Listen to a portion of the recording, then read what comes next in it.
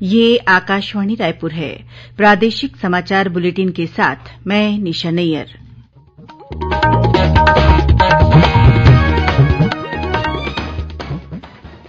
अब पेश है आज के मुख्य समाचार। राज्य सरकार ने संविदा कर्मचारियों की हड़ताल पर एस्मा लगाया। राज्यपाल ने प्रदेश के सभी 15 शासकीय विश्वविद्यालयों की शैक्षणिक गतिविधियों और कार्यों की समीक्षा की। सुकमा जिले के एर्राबोर स्थित शासकीय कन्या आवासीय विद्यालय की नाबालिग छात्रा से दुष्कर्म का मामला सामने आया। कलेक्टर ने अधीक्षक और सहायक अधीक्षक को किया निलंबित। और कोयला घोटाला मामले में ईडी द्वारा गिरफ्तार आईएएस अधिकारी रानू साहू को रायपुर की विशेष अदालत ने 10 दिन की न्यायिक रिमांड पर जेल भेजा।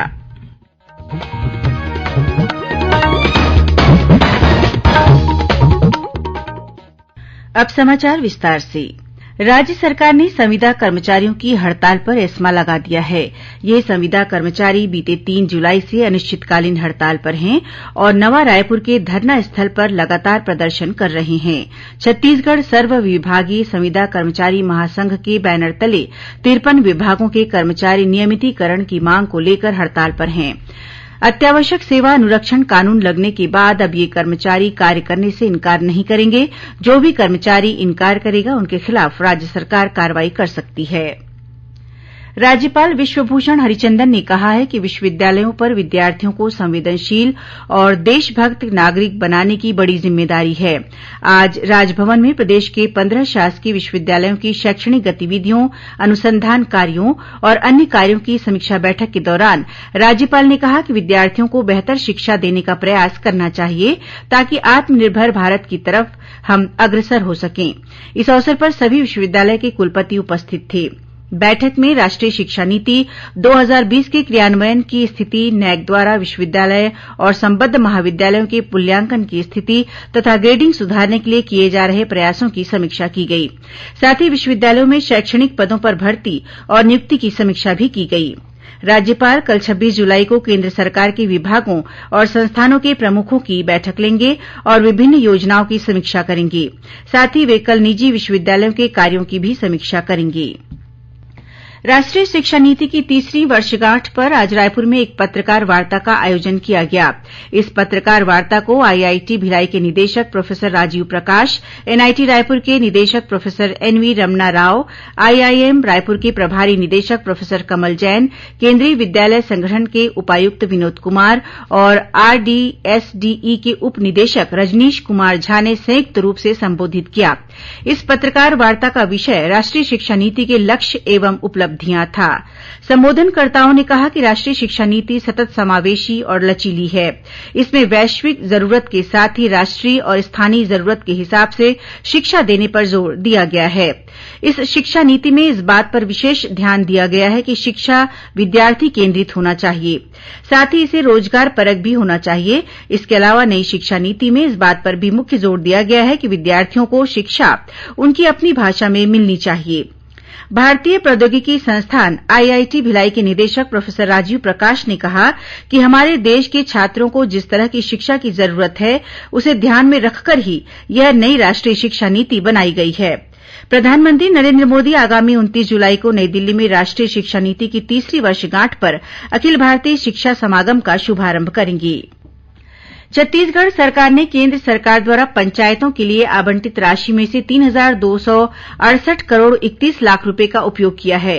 ये जानकारी केंद्रीय पंचायती राज राज्य मंत्री कपिल मोरेश्वर पाटिल ने लोकसभा में दी। रायपुर सांसद सुनील सोनी के अतारांकित प्रश्न के जवाब में केंद्रीय पंचायती राज राज्य मंत्री ने बताया कि छत्तीसगढ़ सरकार ने सूचित किया है कि पंचायती राज मंत्रालय के मानदंडों का पालन करते हुए पंचायतों के लिए आवंटित धनराशियों में से 15 जुलाई तक 3,268 करोड़ 31 लाख रुपए का उपयोग किया है। केंद्रीय राज्य मंत्री ने बताया कि छत्तीसगढ़ सरकार को 3 सालों के दौरान 4,117 करोड़ 94 लाख रुपए की राशि आवंटित की गई थी। भारतीय जनता पार्टी के नेता और पूर्व मंत्री चंद्रशेखर साहू तथा प्रदेश प्रवक्ता संदीप शर्मा ने आज एक पत्रकार वार्ता में बताया कि प्रधानमंत्री नरेन्द्र मोदी राजस्थान के सीकर में 27 जुलाई को प्रधानमंत्री किसान सम्मान निधि के तहत 20,000 करोड़ रूपये की राशि किसानों के खातों में ट्रांसफर करेंगे। साथ ही वे पीएम प्रणाम योजना की शुरूआत भी करेंगे। इस योजना का उद्देश्य उर्वरकों के संतुलित उपयोग को प्रोत्साहित करना है।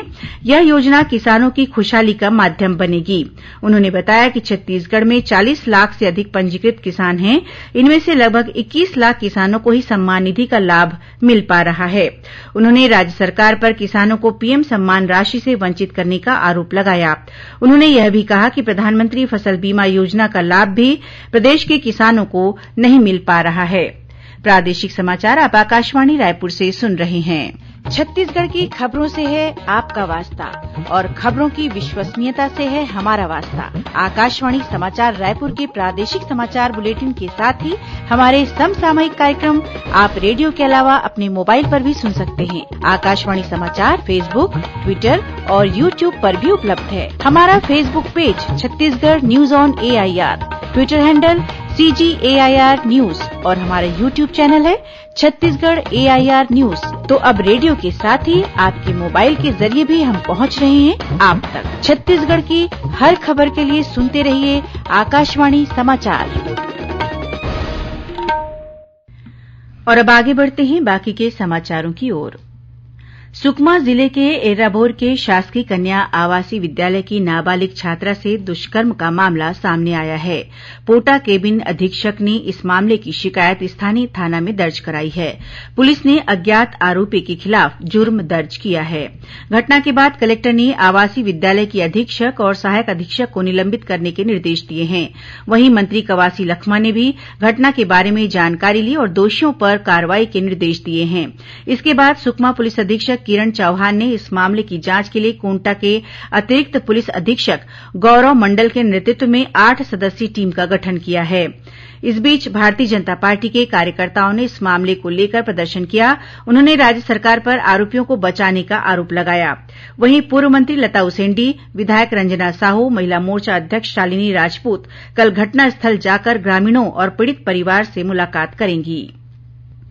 कोयला घोटाला मामले में गिरफ्तार IAS अधिकारी रानू साहू को आज रायपुर की विशेष अदालत ने 10 दिन की न्यायिक रिमांड पर जेल भेज दिया है।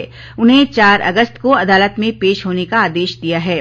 रानू साहू को आज ईडी ने विशेष न्यायाधीश अजय सिंह राजपूत की अदालत में पेश किया। ईडी की टीम ने उनकी फिर से रिमांड नहीं मांगी, इस वजह से उन्हें सीधे जेल भेजने के आदेश दिए गए। गौरतलब है कि रानू साहू को 22 जुलाई को प्रवर्तन निदेशालय ईडी द्वारा गिरफ्तार किया गया था। राजनांदगांव जिले से लगे महाराष्ट्र के गढ़चिरौली इलाके में 8 लाख रुपए के 2 इनामी माओवादियों ने पुलिस के समक्ष आत्मसमर्पण किया है।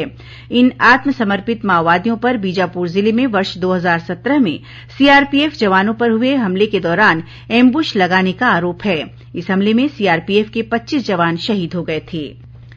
रायपुर जिले में मतदाता जागरूकता अभियान स्वीप के तहत जागरूकता के विभिन्न कार्यक्रम चलाए जा रहे हैं। इसी कड़ी में मुख्य निर्वाचन पदाधिकारी रीना बाबा साहेब कंगाले ने आज प्रशिक्षण प्रशासन अकादमी निमोरा से ईवीएम मोबाइल प्रदर्शन वैन को हरी झंडी दिखाकर रवाना किया। इस मोबाइल वैन को विभिन्न मतदान केन्द्रों में ले जाया जाएगा, जहां लोगों को मतदान करने के लिए प्रेरित किया जाएगा। इस बीच विधानसभा निर्वाचन में 100% मतदान के लिए अब जिला प्रशासन द्वारा सोशल मीडिया इन्फ्लुएंसर्स का भी सहयोग लिया जाएगा। सोशल मीडिया के कई प्लेटफॉर्म जैसे इंस्टाग्राम, ट्विटर, फेसबुक और यूट्यूब चैनल पर मतदान की जानकारी और उसके महत्व को बताने वाले वीडियो रील्स और रोचक क्रिएटिव अपलोड किए जाएंगे। जांजगीर चांपा जिले के कचहरी चौक में स्थानीय समस्याओं को लेकर भाजपा कार्यकर्ताओं ने विधानसभा स्तरीय धरना प्रदर्शन किया और राज्य सरकार की नीतियों के खिलाफ नारेबाजी की। इस मौके पर नेता प्रतिपक्ष नारायण चंदेल और पूर्व नेता प्रतिपक्ष धरमलाल कौशिक मौजूद थे। इधर राजधानी रायपुर में भी पूर्व मंत्री राजेश मूणत के नेतृत्व में पश्चिम विधानसभा के कार्यकर्ताओं ने एकात्म परिसर से रैली निकालकर कलेक्टोरेट का घेराव किया। केंद्रीय संचार ब्यूरो के प्रादेशिक कार्यालय रायपुर द्वारा जांजगीर चांपा जिले के अकलतरा में कल 26 जुलाई से 3 दिवसीय मल्टीमीडिया चित्र प्रदर्शनी का आयोजन किया जाएगा। सेवा, सुशासन और गरीब कल्याण के 9 सालों की उपलब्धियों पर आधारित इस मल्टीमीडिया चित्र प्रदर्शनी का शुभारंभ अकलतरा विधायक सौरभ सिंह करेंगे। कार्यक्रम की अध्यक्षता नगर पालिका अध्यक्ष शांति भारती करेंगी। इस दौरान विभिन्न प्रतियोगिताएं और सांस्कृतिक कार्यक्रम आयोजित किए जाएंगे। नेहरू युवा केंद्र रायपुर द्वारा गरियाबंद में 28 जुलाई को जिला स्तरीय युवा उत्सव का आयोजन किया जाएगा। इस कार्यक्रम की थीम अमृतकाल के 5 प्रण पर रखी गई है। इस युवा उत्सव के तहत चित्रकला, फोटोग्राफी, कविता लेखन, भाषण और लोक नृत्य प्रतियोगिता का आयोजन किया जाएगा। इन प्रतियोगिताओं में 15 से 29 आयु वर्ग के युवा भाग ले सकते हैं। रायपुर विमानतल से दुर्ग तक जाने के लिए आज से वातानुकूलित सिटी बस सेवा की शुरूआत हो गई है। यह बस तेलीबांधा, पचपेड़ी नाका, भाटागांव होते हुए दुर्ग शहर तक पहुंचेगी। इस बस का रायपुर से दुर्ग तक का किराया 100 रूपये होगा। और अब पेश है मौसम का हाल। मौसम विभाग ने कल दक्षिण छत्तीसगढ़ के कुछ स्थानों पर भारी वर्षा होने की चेतावनी दी है। वहीं प्रदेश के अनेक स्थानों पर हल्की से मध्यम वर्षा होने और गरज चमक के साथ छींटे पड़ने की संभावना है। साथ ही 1-2 स्थानों पर गरज चमक के साथ आकाशीय बिजली गिरने की भी आशंका जताई गई है। इस बीच राजनांदगांव के जंगलेसर एनीकट में दोस्तों के साथ नहाने गए एक युवक की डूबने से मौत हो गई है। घटना के बाद प्रशासन ने एनीकट के आसपास की सुरक्षा व्यवस्था बढ़ा दी है और लोगों से सतर्क रहने के लिए गांव में मुनादी भी कराई जा रही है। और कुछ खबरें संक्षेप में। रायगढ़ जिला रोजगार और स्वरोजगार मार्गदर्शन केंद्र में 24 जुलाई से रोजगार मेला सप्ताह की शुरुआत हुई, जो 28 जुलाई तक चलेगा। और महासमुंद जिले के ग्राम अछोली में स्कूली छात्र छात्राओं ने जर्जर मार्ग को सुधारने की मांग को लेकर अछोली भोरिंग मार्ग में चक्का जाम किया। अंत में मुख्य समाचार एक बार फिर। राज्य सरकार ने संविदा कर्मचारियों की हड़ताल पर एस्मा लगाया।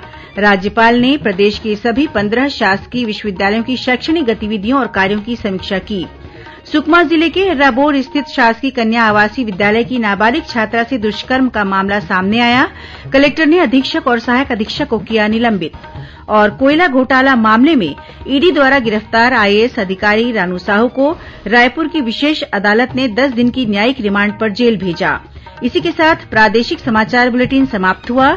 नमस्कार।